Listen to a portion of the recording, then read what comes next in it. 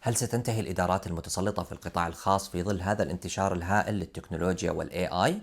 أنا لا أعتقد ذلك، بل على العكس، ربما الاي اي يكون مسيطر أكثر بحكم أنه أذكى، وربما يحصل على جوائز محلية وعالمية. أقرب مثال على ذلك مسلسل سانشيرو جومارو.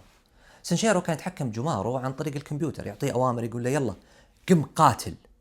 ومن اللي يتمردغ وينجلد؟ أنت، قصدي جومارو.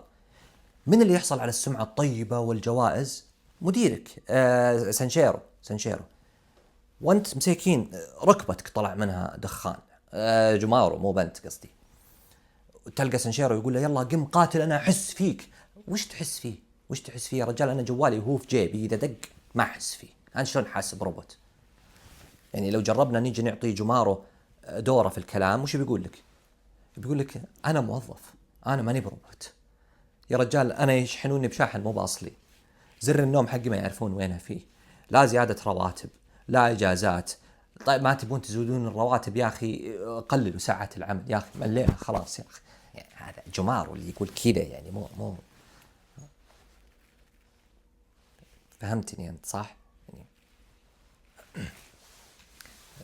السلام عليكم.